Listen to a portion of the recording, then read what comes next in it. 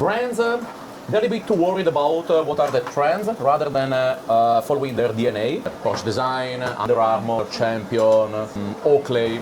Hi everyone. Yeah, my name is Andrea, I'm Italian. I'm based in Asia, specifically in Hong Kong, since 2008, so almost 20 years. Time is flying, actually. And I have the chance to, in these almost 2 decades, to work in the sportswear industry with a variety of global international brands, taking care about concept design, design product development of mainly all outerwear, performance wear, running wear productions. We used to work for brands as Porsche Design, Under Armour, Champion, Gore, Oakley, and nowadays here with the Lio Group, we're working some very interesting new projects. Okay, thank you for the introduction, and I do appreciate you have this kind of several minutes that we can exchange some ideas about the current work, about the current industry. And here our team has prepared several questions. I think part of the questions are really sharp here. Are you ready for that? You're ready? Let's go. Okay, the first one, we have been noticing that a lot of brands seem to be making very similar products currently. Like from the point of view of a designer, why do you think that's happening? Well, that is happening, I think, because brands, they're a bit too worried about what are the trends rather than following their DNA. So sometimes they lose a little bit what should be the very identity of a brand, but just following what other brands are doing, what their trends are saying, So then you end up that you can see similar products, similar branding, similar colors, while you should be a little bit more adventurous and risky to, create your own products. Yeah. And from the aspect of a manufacturer, we see similar things actually is happening because we have been serving different clients. And the real difference usually comes down to like materials, some very detailed things. Yeah. But for styles, we also see a lot of like similar points there. It's true. Yeah. Okay, here's the second one. A lot of people they are talking about is about the designers and factories sometimes speak totally different languages. Yes. So have you have similar experience here?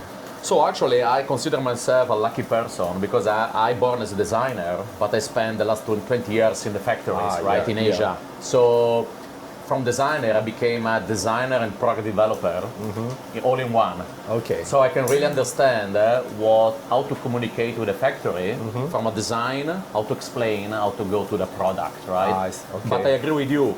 A lot of designers, especially if they are like overseas, they don't really know exactly how to create the product that they design. So there's a gap in communication and vision between the designers, especially on the other side of the world, and the factories here in Asia.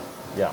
So the best projects usually happen when both sides we really understand each other, understand the products. Yeah, absolutely. That's the correct direction. For both parts that we can be. Absolutely. Okay, last question. Since you have been working with so many suppliers over the past years, what's one mistake you see factories make again and again? Well, I think that they're getting better, but I see sometimes they repeat some mistakes that are driven by a little bit of, I don't want to say laziness, but sometimes they say, okay, I do it.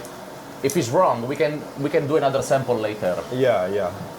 And this I say, okay, let's make an effort that to fix the problem. So the first proto is already like at the good spot. So we need to redo it. But I see these things is changing. Even working with you, I see there's more care at the beginning of the process to be sure that we don't need to go again and redo it. I see that was like a common path before. Okay. And actually, what I feel is that many manufacturers, because just like we have many partners for fabrics and trims, they always say yes when you ask questions. I don't think that's a good thing. Exactly. Yeah, absolutely. For sometimes you need to give your comments on that. Yeah. Rather than just say yes and you go into another incorrect direction. Exactly. But this is exactly what I'm saying. Sometimes vendors they say yes to everything. Then you see the samples and there's a lot of mistakes. Yeah. I prefer a vendor that came to see and say, hey, but why this is like this, or why we don't do, maybe suggest a better solution, right? Definitely. You are the expert. This will bring like higher efficiency in the partnership. Yes. Okay, that's all. That's Awesome. the end of the conversation. Then cheers. Cheers.